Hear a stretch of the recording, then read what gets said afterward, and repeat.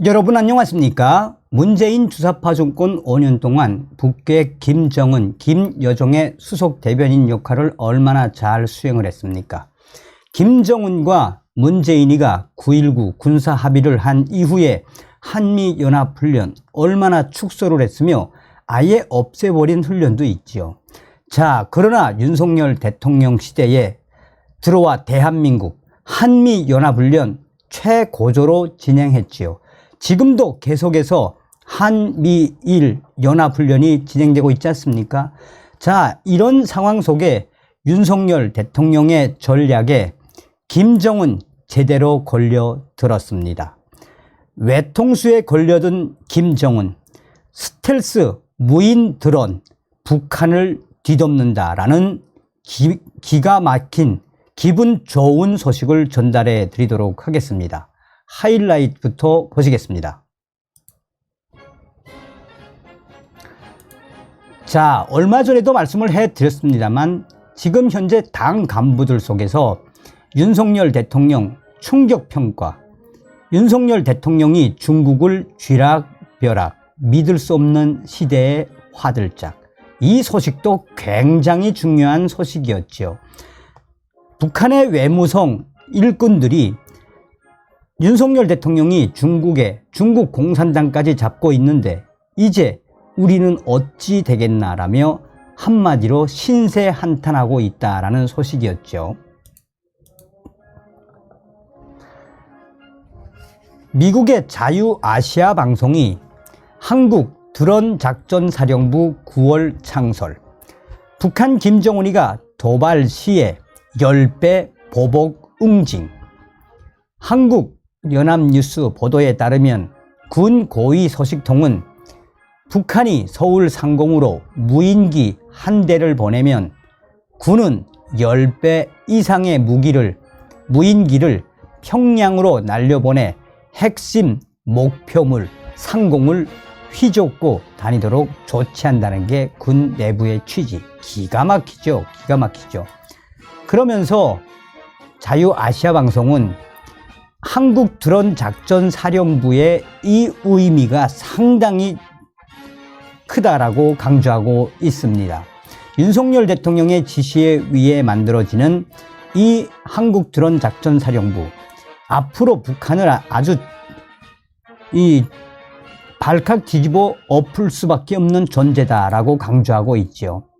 자, 핵심적인 부분은 무엇이겠습니까? WTR 내부 소식통이 스텔스 무인 드론 북한 전 지역으로 김정은, 윤석열 대통령의 외통수에 제대로 걸렸다. 현재 지금 북한군 대충격에 빠졌다라며 윤석열 대통령이 어떻게 김정은이를 박살을 냈는지 소상하게 전하고 있습니다. 자, 윤석열 대통령이 이 4월 17일 날 로이터 통신과의 인터뷰에서 뭐라고 이야기했습니까? 대만 문제, 중국 공산당이 부들부들거리려니 이 대만 문제, 중국의 힘의 변경, 중국의 힘의 이 지배를 반대한다. 대만 문제가 전 세계적인 문제인 것처럼 오늘날 북한의 김정은의 핵 문제도 전 세계적인 문제다. 또한 오늘날의 북한 김정은의 핵 문제는 역설적으로 중국 공산당과 러시아가 사실상 이 오늘날의 핵 사태를 키운 것이나 다름이 없다라고 강조했지요. 이후에 윤석열 대통령이 중국 공산당의 지랄 발광에도 불구하고 강력하게 중국을 압박을 한 그 본질이 무엇이겠습니까? 상호주의와 원칙주의, 또한 문재인 주사파 정권 5년 동안 중국 공산당에게 얼마나 굴욕적인 친중 외교를 펼쳤습니까? 그러나 윤석열 대통령은 오늘날 북한의 핵 문제 중국 공산당이 해결하지 않으면 앞으로 한미일 훈련에 대만도 넣을 수 있다. 그러니까 한미일 대만, 여기에 쿼드인 인도와 호주, 앞으로 한미연합훈련은 더 강해질 수밖에 없죠. 자, 제가 왜 중국 이야기를 했느냐? 이 부분이 굉장히 중요합니다. 평양 대충격. 누구도 이런 시대가 올 줄 몰랐다. 북한 내부 알소식통은 현재 중앙당 간부들, 특히나 외무성 간부들이 대충격에 빠졌으며 현재 북한 김정은 장군님의 핵 문제와 대만 문제에 대해 남조선 윤석열 대통령이 중국 공산당 지도부까지 때렸는데 그 누구도 이런 시대가 올 줄 몰랐다. 중국과 러시아까지 때린 남조선 윤석열인데 김정은 장군님을 억해보갔나, 잡갔다는 거 아니겠나 라며 이런 충격적인 반응이 중앙당 간부들 속에서 빠르게 확산되고 있다고 전했습니다. 그러면서 문재인 때와는 180도가 아니라 360도 바뀐 윤석열 대통령의 의지에 대해 겁을 먹고 있다고 전하고 있습니다. 해외에서 국가 보위성 외화벌이에 협조 중인 중국 화교 알소식통은 중국 공산당 시진핑을 쥐락벼락 하겠다는 윤석열 그 치의 강한 의지가 무엇이겠나. 지금 북조선 중앙당 간부들과 대방, 거래하는 화교들도 가장 짧은 시기에 중국 공산당 지도부와 러시아를 뒤집고 김정은에게 공포의 메시지를 주며 남조선군, 미군, 일본군 연합훈련 수위를 올리는 윤석열 이치가 김정은의 핵 잡겠다고 중앙당 간부들 충격 반응, 화들짝 놀라고 있단데 왜 길 갔나 라고 전했습니다. 자, 제가 이 소식의 본질적인 건 무엇이겠습니까? 방송도 해드렸었는데 한국 대통령 치고 중국 공산당에게 이렇게 강력하게 대응한 대통령은 윤석열 대통령이 유일하지 않습니까? 왜냐? 오늘날의 북한 핵 문제를 잡으려면 중국 공산당과 러시아를 압박할 수밖에 없지요. 또한 그동안 중국과 러시아, 북한, 미국, 일본 등 육자회담 때문에 오늘날의 북한 핵이 더 이 시간을 벌어준 거 아니겠습니까? 그래서 우리 탈북민들 WTR 북한 내부 혁명 조직원들이 뭐라고 강조했습니까?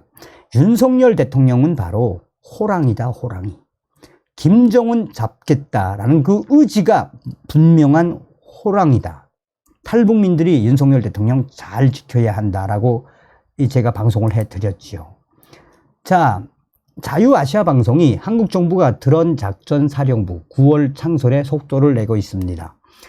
한국군 고위 관계자는 북한의 무인기 도발에 kop절에 대응을 한다는 것이 군 내부 취지라고 밝혔는데 전문가들은 정당 방위 차원에서 보면 문제가 없다는 입장. 한국군이 북한의 무인기 도발에 대해 비례성, 이게 굉장히 중요하죠. 비례성, 충분성의 원칙에 따라 맞대응한다는 방침을 유지하고 있는 것으로 알려지고 있다고 전하고 있습니다. 한국연합뉴스와의 보도에 따르면 군 고위 소식통은 북한이 서울 상공으로 무인기 한 대를 보내면 군은 10배 이상의 무인기를 평양으로 날려보내 핵심 목표물 상공을 휘젓고 다니도록 한다는 게 군 내부적인 취지라고 밝혔습니다. 북한이 도발하면 10배 이상의 보복 응징을 하겠다고 밝혔습니다. 비례성의 원칙은 북한의 도발에 대해 한국도 동량으로 대응한다는 교전 규칙의 원칙 중 하나. 1953년 주한 유엔군 사령부가 만든 유엔사 교전 규칙을 준용합니다. 다만 한국군은 2010년 11월 북한의 연평도 도발 이후 북한의 도발을 충분히 응징하기 위해 kop절에 대응을 한다는 충분성의 원칙, 이게 아주 중요하죠. 충분성의 원칙을 도입했으며 2014년 3월 북한이 북방 한계선 NLL 남쪽으로 포탄 100발을 쏘자 300발 포격으로 대응하며 충분성의 원칙을 적용하기 시작했다라고 전하고 있습니다. 자, 그러면서 자유아시아방송은 자, 이 비례성, 충분성의 원칙으로 맞대응할 경우 유엔사가 좀 반발하겠지만 그거는 우리의 안보와 직결되어 있지 않습니까? 자, 북한의 도발 억제하기 위해 북한을 압박하려는 수단의 성격이 크다. 신종우 한국국방안보포럼 사무국장은 유엔사는 그냥 중립적인 입장, 북한이 법 위반이고 우리도 위반한 거다. 그런데 그렇다고 해서 우리가 아무것도 안 할 수 있습니까? 북한의 도발을 억제하기 위한 압박성 조치로서 성격이 더 크다. 주은식 한국전략문제연구소 소장도 먼저 무인기 도발로 법을 위반한 것은 북한. 일단 북한이 도발하지 못하도록 하는 것이 매우 중요하다라고 전하고 있습니다. 그러면서 주 소장은 이 군 고위 소식통 발언은 강력한 의지를 표현함으로써 북한의 도발을 억제하기 위한 것이며 지난해 12월 28일 윤석열 대통령은 대통령 비서실 안보실 참모들과 함께한 회의에서 북한의 무인기 영공 침범과 관련해 확실한 응징과 보복이 도발을 억제할 수 있는 가장 강력한 수단이라고 강조한 바 있다라고 전하고 있습니다. 윤석열 대통령은 북한 무인기 침범 당일에는 북한에 2배에서 3배의 무인기를 보내라는 지시를 내린 것으로 전해집니다. 한편 한국 정부는 지난해 북한의 무인기 도발 이후 무인기 전력 증강에 속도를 내고 있는데 이날은 국무회의를 열고 지난 4월 입법 예고한 드론 작전 사령부 영을 위결을 했습니다.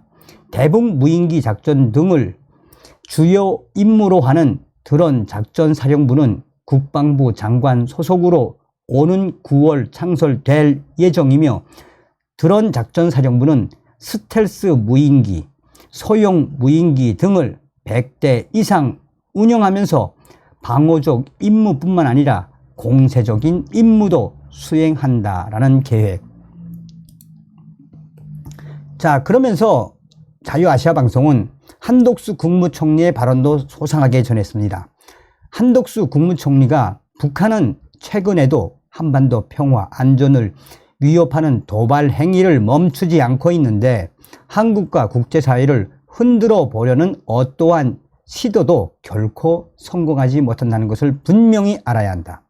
자, 한국군은 현재 북한 전 지역을 정찰, 감시할 수 있는 소형 무인기 100여 대를 확보해 나가고 있다. 장거리 정찰 무인기는 작전에 필요한 수량을 이미 확보한 것으로 알려지고 있습니다. 한국군은 북한군 레이더에 탐지되지 않는 이른바 스텔스 무인기는 연말까지 개발한다는 계획인 것으로 알려지고 있습니다. 자, 이런 가운데 일본의 기시다 후미오 총리가 한미일 3국 정상회담 조만간 미국에서 개최될 것이다. 여기서 이제 한미일 정보동맹이 매우 중요하지요. 자유아시아방송의 한국 드론 작전사령부 9월 창설의 그 본질은 무엇이겠습니까?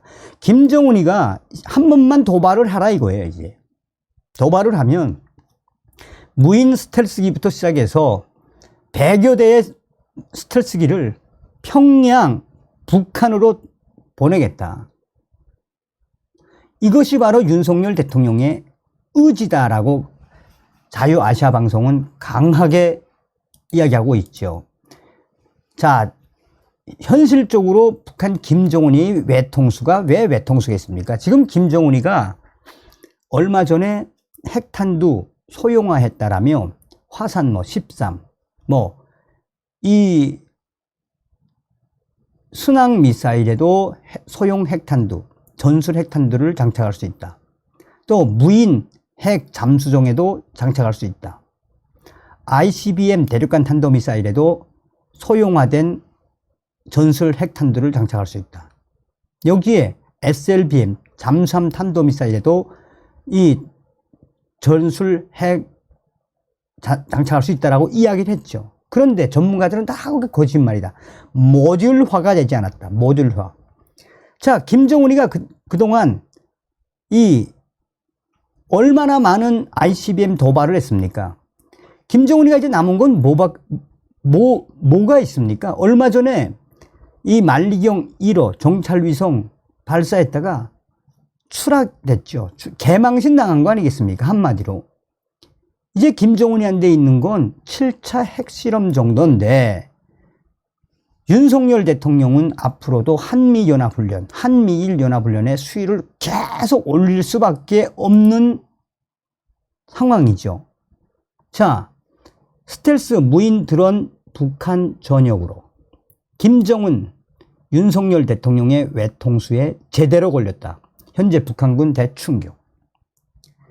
한국의 윤석열 대통령이 북한 김정은 군사적 도발 시 북한 지역으로 스텔스 무인 드론을 날려보내겠다는 소식이 북한 내부에 알려지자 김정은이 대충격에 빠졌다고 평양 국방성 R 소식통이 전했습니다. 현재 북한군 공군 및 반항공군 장비들은 매우 열악하다 못해 고철덩어리나 다름이 없다. 이런 속에 윤석열 대통령의 발언은 북한군 6회 공군을 충격에 빠뜨렸다라고 소식통은 강조하고 있습니다.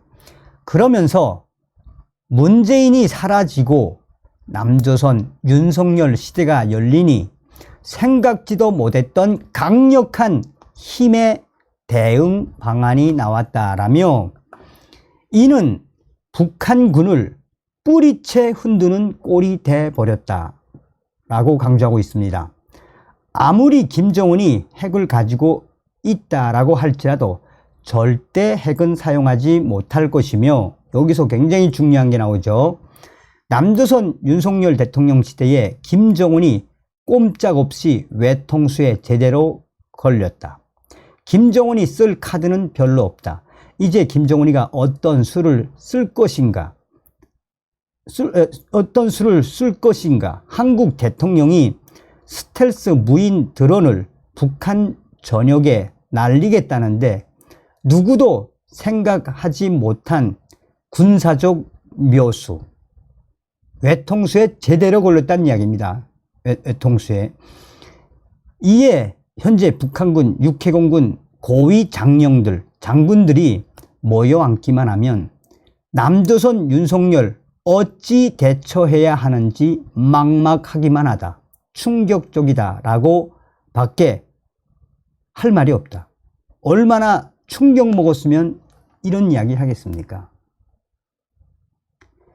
윤석열 대통령이 외통수에 걸린 김정은에게 뭐라고 강하게 메시지를 보낸 겁니까? 한마디로 선전포고를 한 것이죠. 해봐 김정은. 핵에는 핵으로 잡겠다라는 윤석열 대통령의 워싱턴 선언의 그 의지가 무엇이겠습니까? 어찌되었든 우리는 윤석열 대통령 시대에 김정은 정권 끝장내고 북한 동포를 해방할 수 있는 이 자유북진 통일의 기틀을 만들어야 합니다. 다음 시간에 뵙겠습니다. 멸공.